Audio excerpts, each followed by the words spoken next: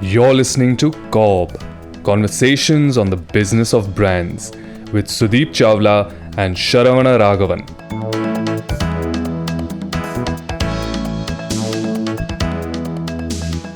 So, Sharon, we are 12 episodes down, Yeah. and we haven't yet discussed any of your work, specifically any brand that you worked upon. I remember you mentioning possibly Tang in a couple of podcasts. Yep. Yeah, so I'm quite surprised that we haven't decided to talk about Tang till now. When there isn't So, too much to talk about, you don't talk about it, right? no, I'm sure there is quite a few things about Tang that we can talk about, and that is what we are picking up today. So, first, tell Right. me, why have you decided to talk about Tang today? One issue I keep encountering with a lot of people is that they look at the big companies and say, we can't build brands like these big companies. And for all purposes, Tang was a very, very small brand while it was still within the Mondelez ecosystem. It was a very, very small, I would even call it a startup brand. And I keep telling people brand building is more about the mindset and not necessarily about the money you have or the money you spend. In fact, even you've touched upon it, how brand building starts way before marketing does. Hmm. And there's also a lot of companies a lot of the startups and the entrepreneurs look at the large companies and blindly ape the large companies, assuming that whatever the large company is doing is correct. So I just wanted to break up some of those mindsets and say how even in a large ecosystem, mistakes are made and how a brand can thrive based on the mindset of the people managing it. Hmm. Interesting. Sounds like a lot of drama, a lot of way arounds, a lot of workarounds, and finally some happy endings. Yes, with me around, there's always drama, right? Correct. And now that you've mentioned that you were around, so for a change, are you going to, take up something where you will talk highly about yourself and create Of some course. drama about the work that you did in the past? Of course, it's all about me, right? So, in fact, the entire story is about how Mondelez India collectively failed the brand Tang and Ah, how I jumped to its rescue and set up the happily ever after for Tang. wow. Very nice. The superhero, Sharuna Raghavan. The marketing superhero. That's the version I give my clients anyway. But yeah, so just to avoid litigation, I'll say that this was all teamwork, Hmm. and all of us, people before and after me, were responsible for all the failures and successes. Okay. So, for the record, my boss during the Tang episode was Mr. Amit Shah. Hmm. He is now the chief cluster officer for Western North at ZTV. Hmm. And he, in turn, used to report to Mr. Narayan Sundararaman, Hmm. who is the head of marketing at Bajaj Auto today. Hmm. So they were very, very instrumental in all that happened. And of course, if you ask them, they'll say, I was this menial brand manager who was just following instructions. But then this is our podcast. Why should we ask them? What I can say for sure is while you might have been a menial brand manager, you don't follow anybody's instructions. So that second part of the statement might not be true. That they will agree. Okay. So let's start with this. So tell us a little bit, how did this begin? What all happened? And where did the brand go, etc.? Right. To truly understand the drama, it's important to understand the backstory. Okay. So Tang had tried multiple times to get into India. Hmm. And when from the time we were growing up, it was always available through the imported channel. Hmm. One of the sharpest ventures, or the most purposeful ventures, was done by Kraft, the then owner of Tang, in a tie up with Dabur. Hmm. And they even set up a factory in Hyderabad. But American company, Kraft being pushy, Dabur being the Desi company, the chemistry didn't quite work. And when Dabur launched Real, it was almost seen as a conflict and the JV fell through. Hmm. And by the time the JV fell through, they'd already set up this factory. They tried servicing through other distributors, but those volumes weren't enough. So they kept the factory and they started servicing the India market through importers by the Mm-hmm. products from Thailand. Okay. So in 2011, when Kraft took over Cadbury, Mm. there was no real thought behind it. He said, we have a factory for Tang, we should just launch Tang in India. Mm. And that's how the decision to launch Tang was done, that simply. Okay. And the launch itself was a bit of a chaotic launch. Mm. And as everybody would know today, that Oreo was also launched in 2011. Mm. And Oreo went on to be among the most successful FMCG launches in a long time in India. Yeah. And Tang was the exact opposite. Mm. So we had to move stock from the distributor, and I think we hit it in the middle of summer. I think the launch in the middle of summer. In fact, we didn't even have the full season. Mm. And given what we're used to, and we're not a soft drink company, right? Yeah. So we said we're going to launch the 5 rupee sachets because CDM 5 sells, 5 Star 5 sells, and those are the largest SKUs. We looked at competition, and they were also selling a lot of sachets. So we said we're going to launch 5 rupee sachets. And there was also the problem that when we moved stock from the distributors, our legal team came and said, we're not allowed to sell the mango flavor of Tang. There was some issue with the recipe, and we Okay. weren't allowed to sell the mango flavor of Tang. Okay. So the entire launch was with just orange and lemon, Mm. and we had overloaded the sachets bit. Mm-hmm. And sachets weren't selling. They Mm. just didn't have a right to win. So it took us some time to understand that unlike chocolates, they are not personal consumption sachets or like a Mm. shampoo. People take sachets home. Even if they did, they make it in a bartan. It's a shared consumption. So 5 Mm. rupees for a single consumption really did not have a right to win with the consumers. Mm. Mm. So that's when I think Amit entered the scene. That's when he'd come from Dabar. He was used to manage Real before this. And he brought in a lot of beverage thinking into the system. Mm. And he coined the term brilliant basics, which is Mm. pretty legendary within Mondelez today. Yeah. He decided to kind of get the basics right on the brand first. Mm. So in 2012, we launched the revised mango variant, Mm. but the hangover of the previous season of this sachet still remained in the Mm. system. And we went and spoke to a lot of mothers to understand how we can crack Tang and all that. And mothers said what? Milk, fruits, and nuts are the only things they trust for their children. Mm. And they did not really know the difference between fruit flavor and fruit content. Okay. So the international Tang recipe always spoke about the flavors and the fruit flavors that were there. Mm. But in India, we said we are not just going to talk about fruit flavor, we're going to put fruit in the recipe. Mm. And we revamped the entire Tang portfolio recipe to Mm. include fruit powder. And Mm. I think in one of the previous episodes, I mentioned how we copied or rather recreated an ad from Brazil and it just Yeah. didn't resonate with the consumers. Yeah. The recycled one. Yes. Mm. And this time we did a simple plain campaign. I think Mm. this was the Anna Hazare movement was going on at that time. Mm-hmm. And based on that, Gajraj Rao, the very famous actor today, I think Mm. he's done quite a few ads with different Cadbury. Cadbury brands, right? Yeah. Even 5 Yeah. Star is done. Yes. So he directed this one. Mm. And plain said, Naya Tang mein hai fruit powder. Mm. And that was what it was. It was a good hook with children and mothers. Mm. Very functional ad. That worked very well for us in Mm. 2013. And our market shares went up. In 1 year, we became the number one concentrate brand in modern trade. Mm. In GT, our share among handlers was continuously on the up. Mm. Mm. So that was basically settling down from what people were calling a rounding error or a loss leader of a brand. Mm. It now settled down in 2013. And that was, you could call 2013 the first successful season of Tang.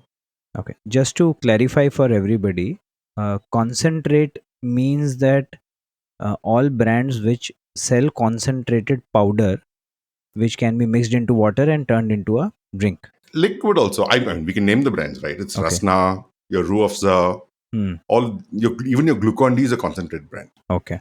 Excellent. So that is the category we were playing in. Okay. And MT is modern trade.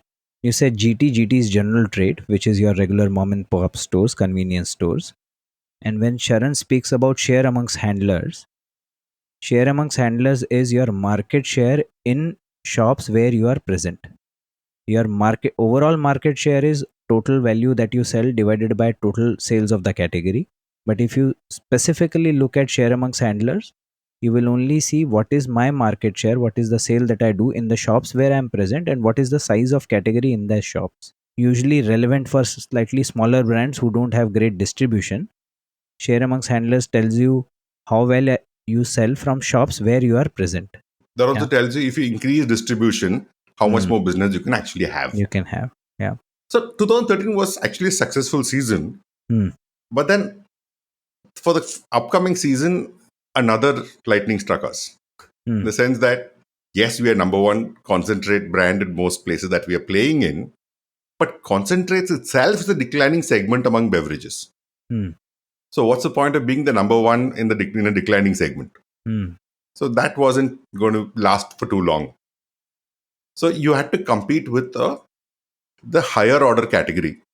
In our case, which was RTDs, ready to drink beverages. So nowhere have we ever had a concentrate brand try to compete with a ready to drink beverage category. Give us an example. What is a ready to drink one? Anything you can drink right out of the bottle at So, home. It's all of it for in-home consumption.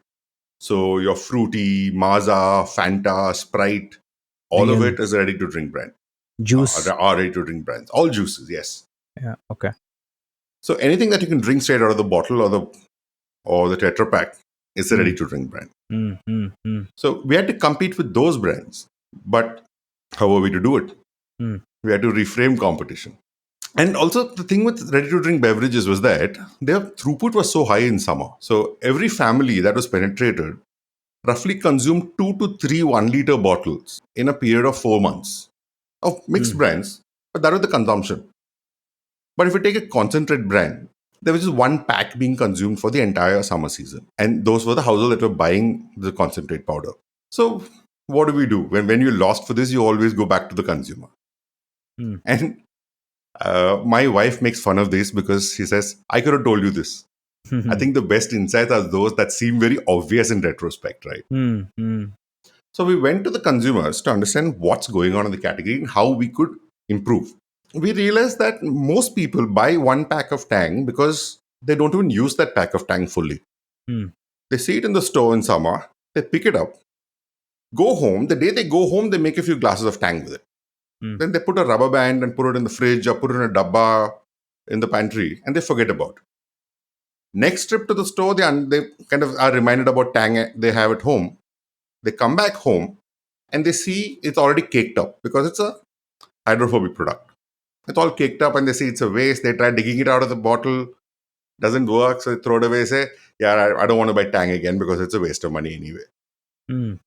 But if you buy a ready to drink beverage, it's sitting in the fridge and everybody who opens the fridge takes a sip. And that's why it gets over so fast. And in one season, about 2 or 3 liters is a given. And even for people who bought Tang regularly, which is largely the SEC, BNC households, the goal of the homemaker, the mother, was to make that pack of Tang last a month, no matter how many glasses of Tang she made with it. So she would titrate, reduce the amount of Tang she was doing. She was adding to the glass of water. And she took great pride in doing it. And children, after a point, don't ask for it because the taste is so diluted. Hmm. The other point was also that even I did not know how much Tang was required to be added to a glass of water. Hmm. So R&D could tell me, but I would just do it by tasting it. Anybody would. The other issue we noticed was the ticket size, where if you were to compare it to a ready-to-drink beverage, let's say a Fanta or a Sprite, at that time, I think a half liter of Sprite bottle was about 30 rupees, 40 rupees. And the largest selling pack of Tang was the 100 rupees ka half kilo pack. Hmm. Now, a half kilo pack of Tang could make 4 liters of Tang Hmm. beverage, but that's not really comparable at the point of purchase. Hmm. You look at 40 rupees versus 100 rupees. Hmm. And the smallest pack we had was 50 rupees for Hmm. 200 grams. Hmm. And that again didn't really drive trials for us. So Hmm. remember we launched the sachets, which Hmm. was supposed to drive trials. Now sachets are out of the picture, Hmm. and our starting price point was 50. When the beverages were all selling at 30, and they had a larger volume to represent in the form of a ready-to-drink beverage. Hmm. So these were the issues we had. You're listening to COB, Conversations on the Business of Brands. Your hosts are Sudeep Chawla, marketing practitioner, business leader, and educator to advertising and marketing professionals, and Sharavana Raghavan of Vitril Innovations, consultants to consumer-facing brands and businesses. For more information, go to copcast.net.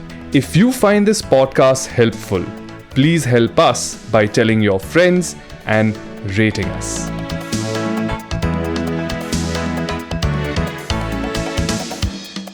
With this, the solution is rather embarrassingly simple. Hmm. Because what we did was we said, we're going to launch a 1 liter pack of Tang. Hmm. So R&D told us that to make the exact tasting Tang, you need 125 grams of Tang. Hmm. So we launched a 125 gram pack, but we called it the 1 liter pack of Tang. Hmm. And our entire activation, including sampling or TV ads, or social media wasn't so big then, outdoors, was all about getting people to make Tang in a bottle. Hmm. And it was about telling them how even children could make Tang in a bottle, and to drive behavior of making Tang in a bottle instead of a bartan. Hmm. And we gave away the sippers for free.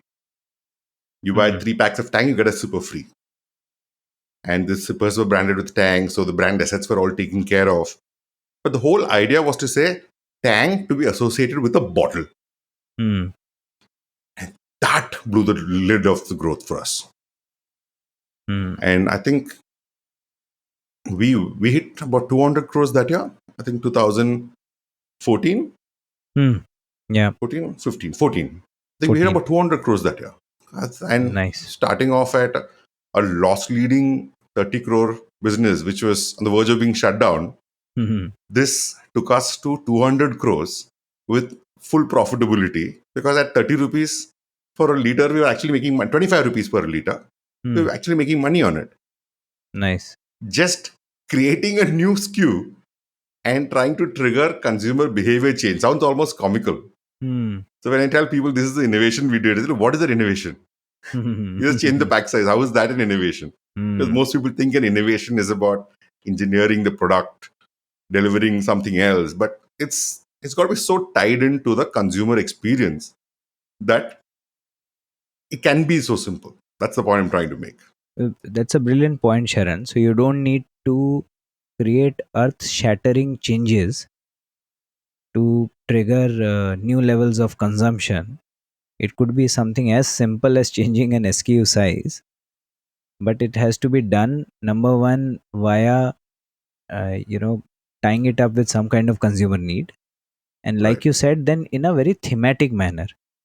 So you call it a 1 liter pack, activate it in a certain manner. It's quite lovely. So I also remember, Sharon, I think those that year and possibly the next year, we also won a lot of awards for this, right?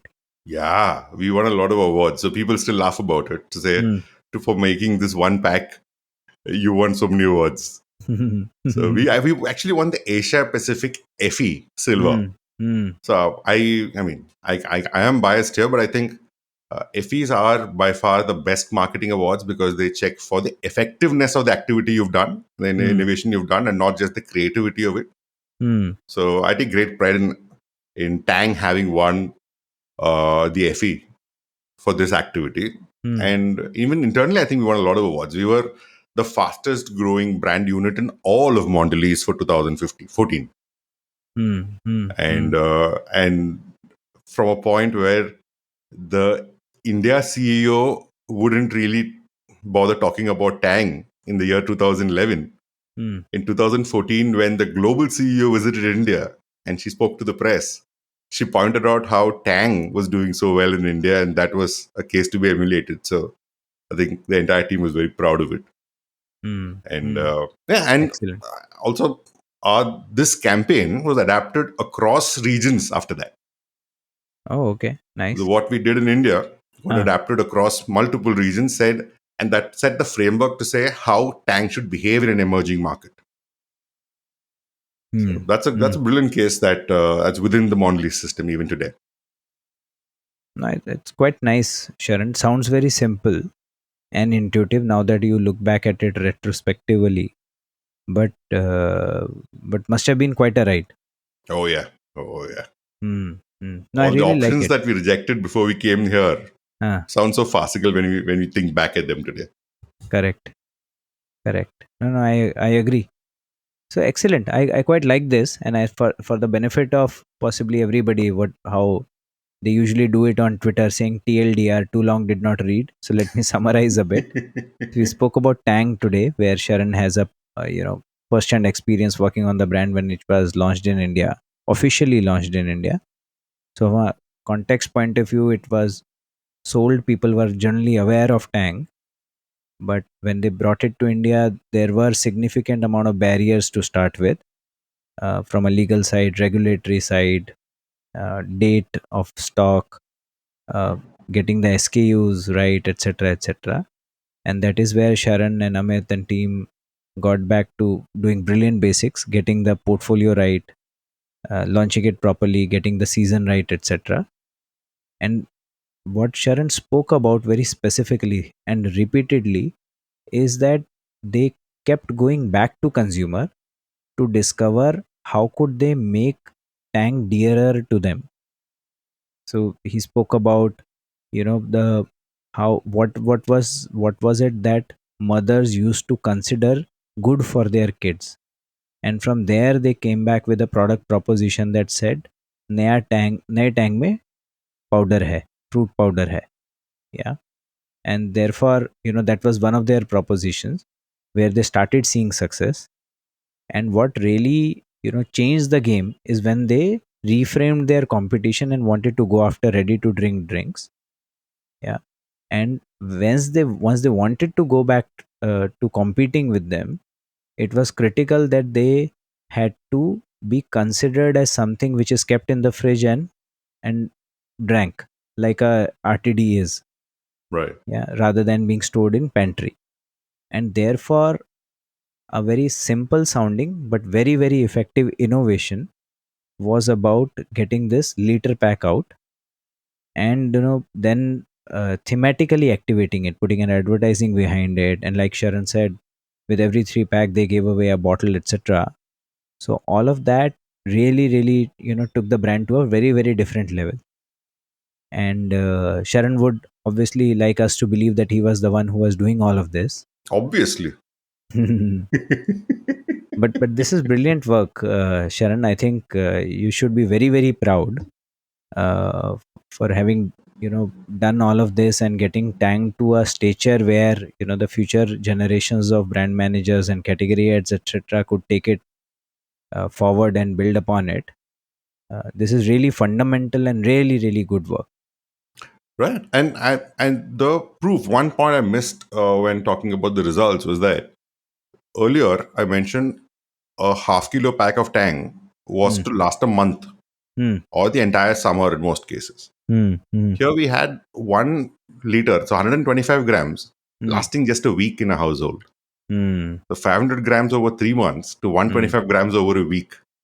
That's Hmm. the velocity we hit for consumption. Yeah, almost 3 times the velocity. And Yeah, that is because you got them to make it and keep it in the refrigerator. exactly.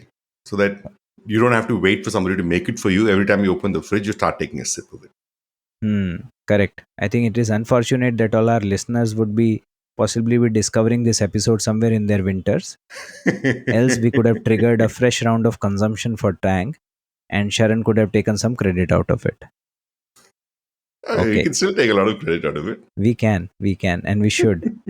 Great, excellent. This is great, Sharan. I think a lot of our listeners uh, would be wiser by listening to this, because Tang is an ideal example of, almost a brand which is starting off, while you Right. had some amount of resources being available to you because you were part of a big setup, but still the brand had to find its own legs and create its own growth levers, etc., to be able to establish itself and then grow the way it has grown in the last few years. Absolutely. And thank you for bringing it back to that point, because other than the post measures, which is your share among handlers, your market share data, Hmm. and your source of volumes, all of this is post Hmm. evaluation data. That's the expensive one.